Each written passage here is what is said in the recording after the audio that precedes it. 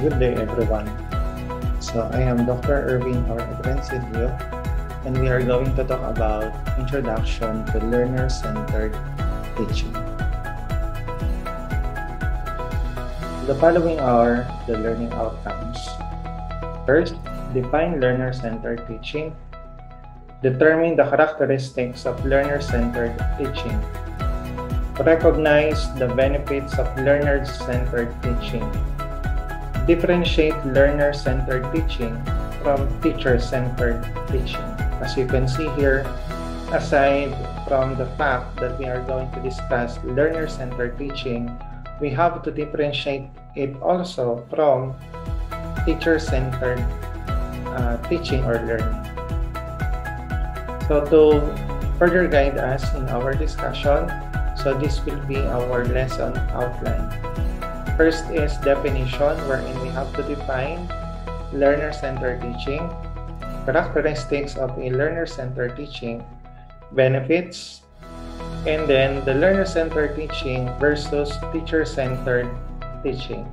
So let us now start for in the definition of, or in answering the question, what is a learner-centered teaching? So I am sure that you are familiar with this because for sure it was discussed before, but in this course or in this subject, we are going to dig deeper about what learner-centered teaching is. So the first thing that we can cross with is that inverting the traditional teacher-centered teaching. So meaning to say that we invert, meaning that we will not follow teacher-centered teaching. Instead, of course, we will be doing the learner-centered teaching. So understanding of the learning process and putting students at the center of the learning process. So in order for us to understand what learner-centered teaching is, you have to understand first, the learning process under learner-centered teaching, and then so that you can be able to put the students or the learner at the center of the learning process. So to continue, it is shift the focus or the activity from the teacher to the learners. So meaning to say na in the teacher-centered teaching, the center or the focus is the teacher, but in the learner-centered teaching, the one at the center are the students. Thus, the focus of the activities, the focus of the teaching learning processes are the students. Yan. Emphasizes what the learners do and not what the teacher does. So, as you can see here, in this statement is that the emphasis is on what are those things that the learners can do and not what the teacher does. So what matter is what matter here is the learner. Okay, so since it is a learner-centered teaching, everything that will happen to the learners will be our main concern, and focuses on the skills and practices in lifelong learning, creative thinking, and independent problem solving. So since the focus is on the students, the center are the students, then therefore there should be the development of the skills and practices of learners as a lifelong learners. So meaning to say, when we speak of lifelong learners, that the study of the students will not end when they step outside the school, but it should be a continuous process. So that's why it is a lifelong learning. And then, in doing so, we should develop among them creative thinking and independent problem solving. So creative thinking and independent problem solving are both skills that are essential in being a lifelong learning, or being a lifelong learner.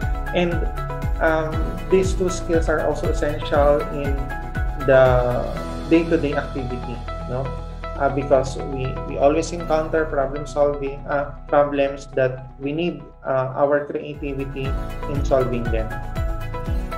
And it also insists that the learners to actively construct their own knowledge. So unlike in subject-centered or teacher-centered, students or learners are encouraged to build their own knowledge. So it doesn't mean that they have to not to follow the books or not to follow the content discussed to them. When we speak of they should actively construct their own knowledge, is that they should not rely on memorization or in following step-by-step process, no? But from the activities that are given to them, they can construct their own knowledge based on their own understanding. So, meaning to say, still, that the center of the teaching and learning processes will be the learners. So, perhaps you might ask, why do we need to implement a learner-centered teaching if since from our ancestors, from our parents or grandparents, when they study, mostly when they studied, it is mostly subject-centered or teacher-centered. So why implement now learner-centered teaching, where in fact this is new and we do not know yet, perhaps if this will be successful in the next 10 or 20 years. Now, these are the answers. 1. There's a need to produce learners who are critical thinkers, problem solvers, and creative. So why? Simply because the kind of world that our learners have today are not the same as the kind of world that our ancestors, our parents, grandparents, Iba ang mundo ng mga estudyante ngayon than yung mundo nyo o yung mundo ng mga magulang natin. Thus, there is a need for skills like critical thinking, problem solving, and creative thinker or creative thinking. So, there's also knowledge explosion. There are knowledge everywhere because of the internet, because we are now living in a digital world. So it is easier for us to gather knowledge, But alongside with knowledge explosion, there is a need for making sense of such knowledge, not just memorizing them. Okay, so most of the things now can be accessed online, but how do we use such knowledge? How do we utilize that knowledge in order for us to become a creative thinker or a critical thinker or problem solvers? Okay, so knowledge acquisition right now is quite easier because there are a lot of sources. But how to use such knowledge? We need to guide our students in that particular part, So, LCT or learner-centered teaching can improve student engagement and ownership of learning. So, when we speak of student engagement, are they participative in various learning activities? Do they perform? Or are they just passive? So, one thing about learner-centered teaching is that students are actually active. Okay? So, and teachers are just facilitators. So, if you'll notice, the subject itself is facilitating learner-centered teaching. It's not teaching learner-centered learners, right? So, it's facilitating. So, in that case, we facilitate learner-centered teaching. Okay? So, learner-centered teaching can lead to 1. Increase student engagement with the content. So the content is the subject matter. So the more they are engaged, the more they can learn. Gone are the days na that the teachers will keep on talking and the students will just listen. Student engagement means that they have to search for the knowledge found in the content. So there will be deep learning. It can lead to deep learning, no? So it's not just superficial like memorization or knowing the definition. It is more than that. Long-term retention. You've learned way back in your Psychology 101, no? The different theories of mga learning theories, that the more we act, the more our learners do a certain thing, there will be long-term retention. So meaning to say that they can be able to retain the knowledge, no? Since they are the ones who get such knowledge. Next, acquisition of critical thinking or creative problem-solving skills.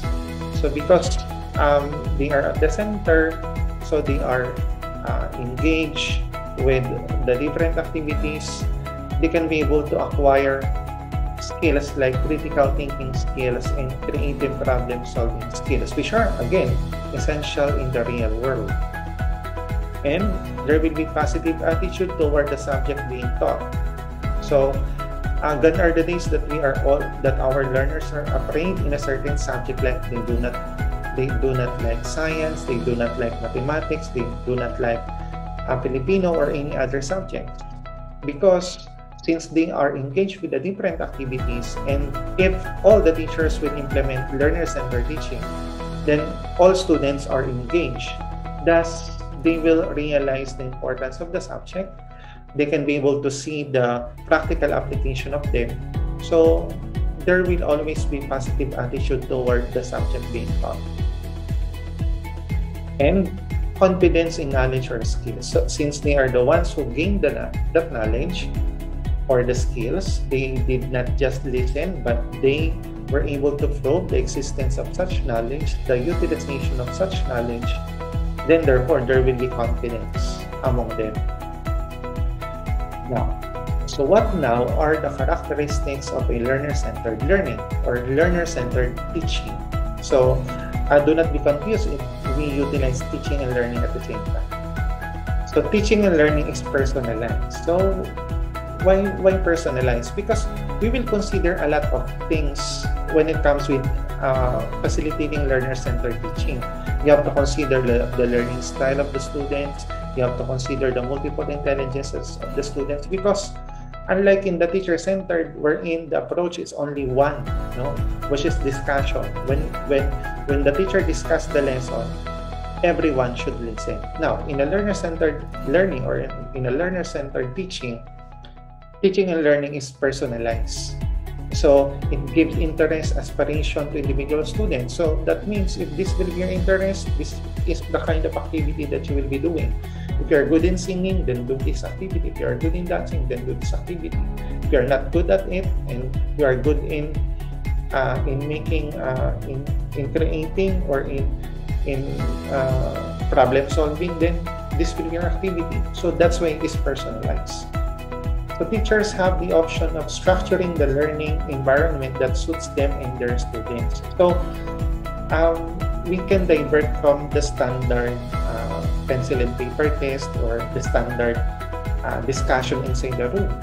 Okay, so as the case arises, you can divert from them. So meaning, in a learner-centered teaching, you might see teachers who are conducting classes outside the room, perhaps in the park of the school or under the tree or anywhere else, no? As long as it suits them and their students.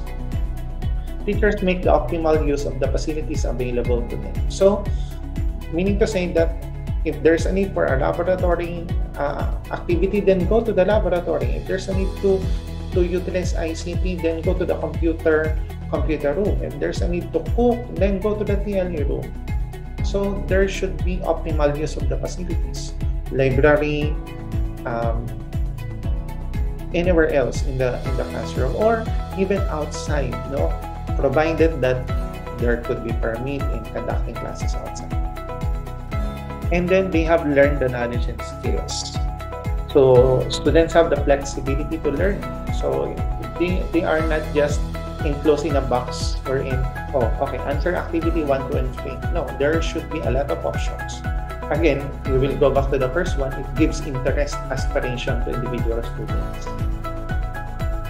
And that's it. Learners learn anytime and anywhere. Students give opportunities to learn their own way. So that's why in a learner-centered learning or learner-centered teaching, do not be bothered with the seating arrangement. Do not be bothered with the way your students sit. No, diba? Back in the days, our teachers will tell us, sit properly, hands on the desk. Okay, so gone are the days, no? Hindi na pwede yun. Because, what if the learning style of your students is that they are not sitting? What if they can learn more when they are when they're just sitting on the floor, or when there's a headset on their ears, right? So things like that. Of course, this one is different from discipline, huh? Because you might think, oh, would that be okay, sir, if your students are listening to music while you are discussing? Well, if the music intervene with the class, then I will ask them to turn it off. But if the music help them to understand the lesson better, then go on. As long as I will not be distracted, other students will not also be distracted. Okay? So yeah. So students need to have a clear idea. Okay? And instructions must be easy to understand and comprehensive. So do not use highfalutin words, no, just simple English, simple sentences will do for you to be able to give instructions. When students evaluate their own work, it will help them the mastery over the subject. So this is the kind of approach we're in. You let your students evaluate their own work. Okay? You let them list what they think are the 10 strengths of your work and 5 weaknesses of your work. So in that sense, they can be able to see na, I need to improve this particular one. Okay, so students working in a group, they involve more in activities because there are opportunities for discussion and assisting peer students. So if there will be group activities, no, so there will be collaboration. Aside from the collaboration, they will facilitate, no, their own learning. They will develop their own skills in dealing with the acquisition of the knowledge that the teachers ask them to learn. And in that case also, they can assist their classmates who are lagging behind. So peer-to-peer tutoring can also be done. So as you can see here, less talk among teachers. No, you will not see here na the teachers keep on talking as the learners listen. No, that are the days that we do that. In a learner-centered learning or in a learner-centered teaching, the one at the center are the students. So therefore, where can we find the teachers? On the side. They facilitate, they give the activities, they check the activities, they help them assess themselves, they give feedback, accurate and timely feedback, and so on and so forth. Students can work on various activities to their own needs and interests. Okay, so gone are the days wherein we measure the ability of our students using only one tool. Okay, so in learner-centered teaching, you provide them with rubrics depending on the kind of activities that you ask them to do, or they chose among the set of activities that you have given them. And learner-centered adaptable instructional tool. So now, what then are the benefits, no, of a learner-centered teaching? Okay, so permits opportunities to connect the content to real life. So you in facilitating, no, learner-centered teaching, you should provide activities wherein the students can be able to connect the knowledge that they have learned in your lesson to the real life situation. Okay? And then you have to provide, it can also provide opportunities for higher order thinking as opposed to passive listening. Instead of just listening to the discussion of the teacher, the students are active. No? So therefore, they can be able to process higher order thinking skills. It is an opportunity to develop such, since they are the ones working, they are the ones doing activity, researching, forming conclusion, analyzing things, solving problem, as provided by the teacher. Of course, learner-centered teaching will not become possible in the absence of the teacher, because the teacher will provide the kind of environment, will guide them to the syllabus, to the content that what the curriculum is saying that the students should learn in a particular time and day.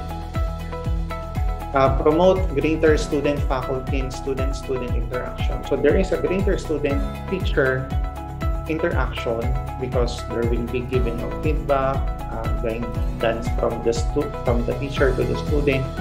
And then there will also be student-to-student interaction wherein they can exchange ideas, they can guide each other. There could also be peer-to-peer tutoring wherein those who are lagging behind will be helped by those who are advanced. And because of that, there will be increase in student retention. Unlike before that, students keep on memorizing things. Now, when you forget one word, you won't be able to continue to access those words that you have memorized because you lost the link between this word and another word. Okay, so in that case, in this example, students were able to build knowledge already.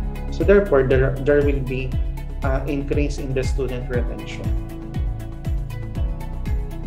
Okay, so in addition to that, there will be also improvement in student self-esteem since they are confident in the knowledge that they have. So there will be also improvement in their self-esteem,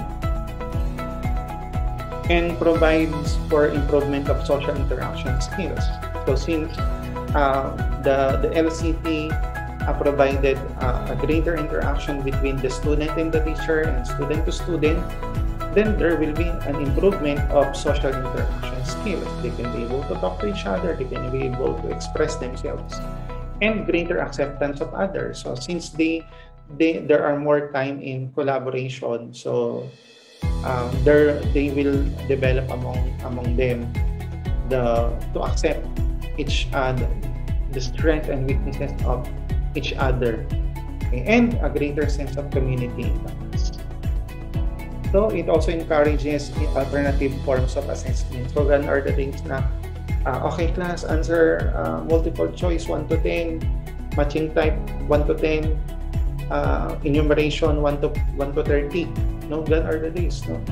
So you have to provide them with different forms of assessment like utilization of rubrics, no, which are more individualized, more personalized, because it can target those things that cannot be assessed during the standardized test or pencil paper test.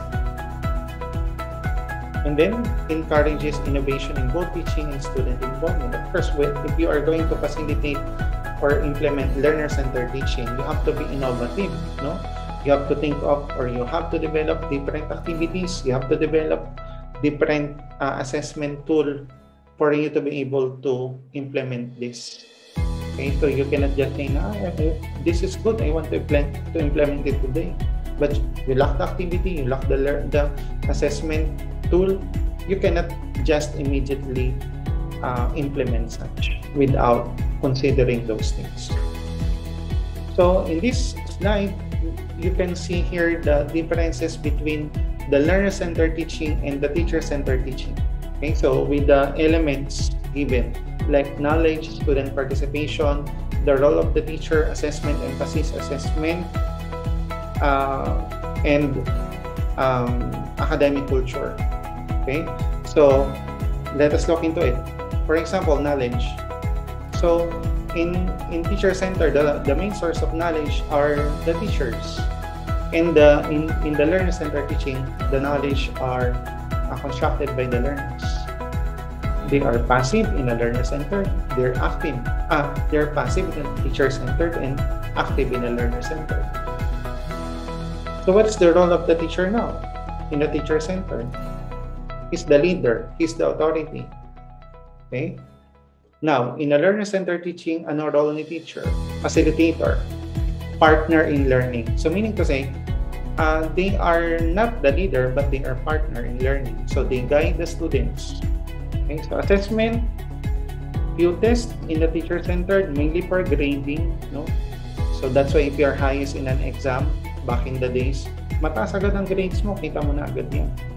But in the learner center teaching, there are a lot of tests because it is multi-dimensional, as stated there in the assessment, form of assessment. And multi-dimensional because it measures the knowledge, the skills. There are also a lot of assessment tool that can be utilized. There are a lot of rubrics depending on the kind of activities given to the students.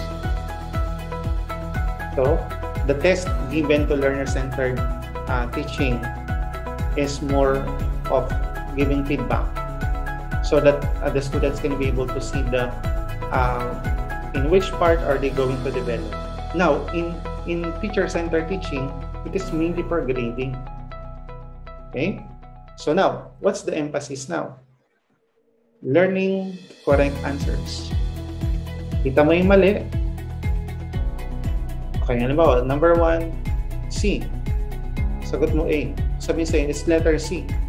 So what is in letter C? The answer is 14, not 12. And that's it. Now, in learner-centered teaching, it's developing deeper understanding. So since there is what we call as giving of feedback about a certain activity, then they will develop deeper understanding. It should be done like this and not like this. Okay. And of course, as I said a while ago, one-dimensional ang assessment. Okay, multiple choice tayo, 1 to 100. Isa lang yun. It only tests the knowledge. Now, if it is learner-centered, there are a lot of rubrics, there are a lot of assessment, there is portfolio assessment, there are rubrics, and a lot more, no? And it will not only measure the knowledge, but also the skills. Now, how about the academic culture? Now, in the academic culture of teacher-centered, I do not know if you have felt this before. It is competitive. Okay? So you are competing with each other. Oh, I want to be the top 1. You will only be top 2, I'm top 1. Right? And then, if it is learner-centered, it is collaborative. Okay? Because tulong-tulong sila eh. No? And it is also supportive.